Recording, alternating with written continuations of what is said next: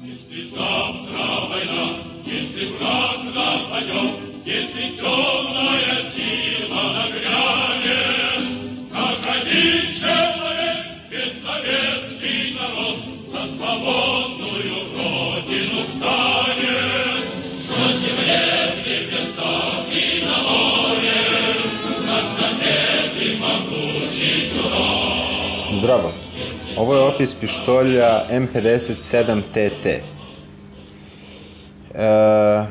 Ovaj pištolj je nastao tako što je Zastava uzela licencu od Sovjetskog saveza na njihov TT-33.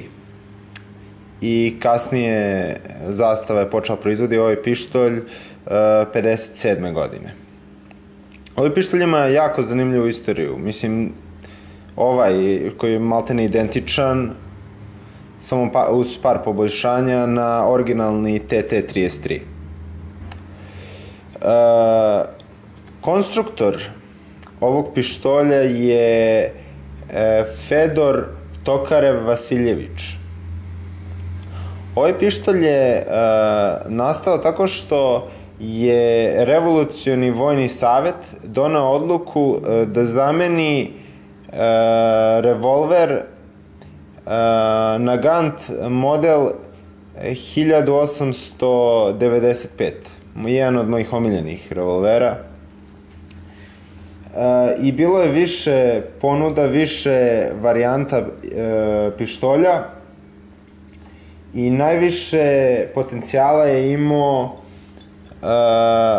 dizajn od Fedora Tokareva. Prvi pištolj koji je izašao se zvao TT-30. I posle testiranja 7. januara 1931. godine izdato je Crvenoj armiji 1000 TT-30. Samo par nedelja posle toga već su se radila neka mala poboljšanja da se uprosti proizvodnja ovog pištolja. Iz toga je izašao TT-33.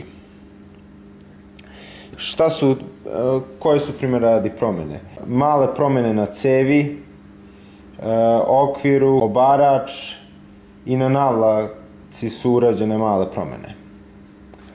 Ovaj pištolj, odnosno dizajn ovog pištolja je vrlo sličan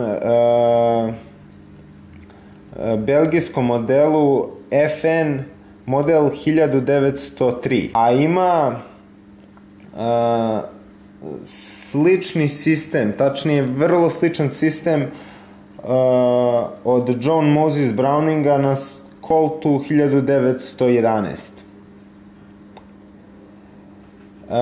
Rusija pre toga imala je pištolj Mauser C96 i on je bio u kalibru 7,63x25.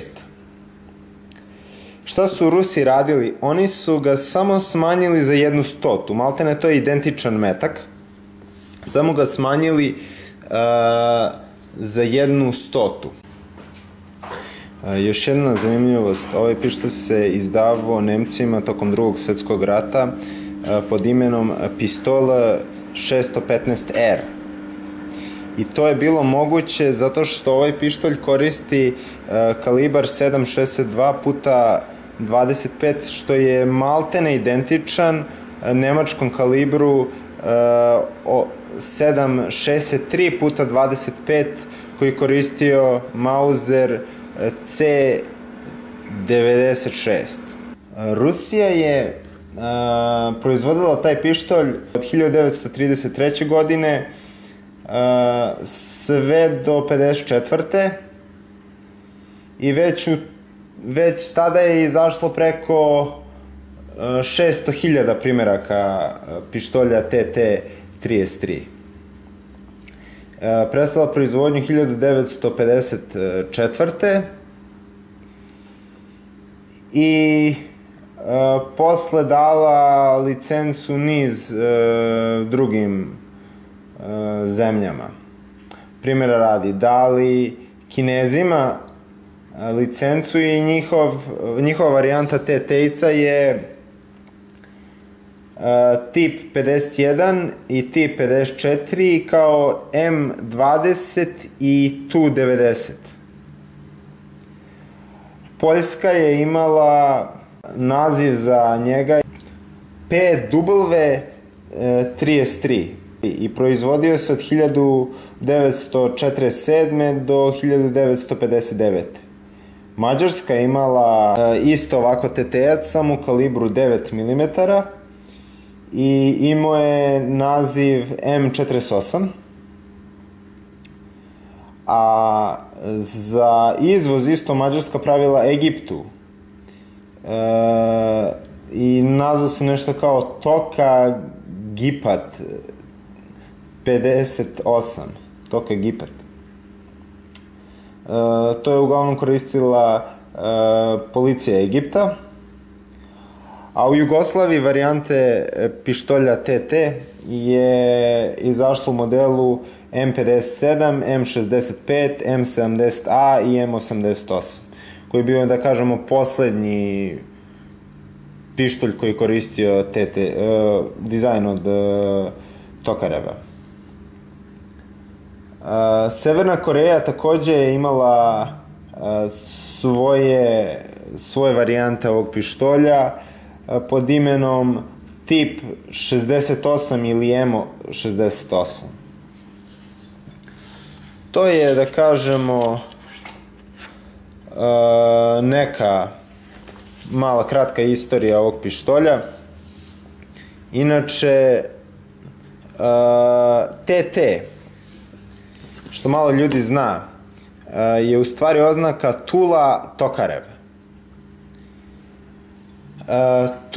Tula je grad u Rusiji južno od Moskve, od velike vojne važnosti, i tu je nastala prva ruska fabrika vatrenog oružja, osnovana 1712. godine. To je to neka, da kažemo, zanimljiva istorija. I šta kod ruskog naoružanja želeo bi da kažem, svako oružje ima oznaku svog konstruktora. Primjera radi na PPS 47, to je pištoljot ponjimljot špagina, što u prevodu bi bio automat špagina. Kao ovde TT, Tula Tokareva. Tula je samo fabrika koja proizvodi ovaj pištolj, a Tokarev je konstruktor. Najpoznatiji AK-47, automat Kalašnikova, po konstruktoru te automatske puške Mihajl Kalašnikov. Inače, ovaj pištolj se napravio, odnosno koliko je do sad napravljeno, je 1.700.000 primeraka ovog pištolja. Jedan od najrasprostranjenijih u svetu.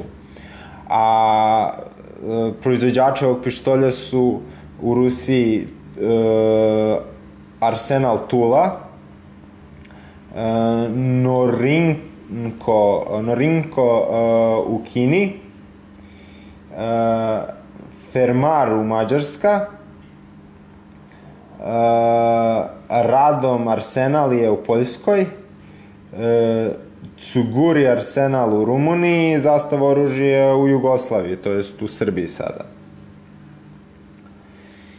I to je, da kažemo, neka kratka istorija ovog pištolja.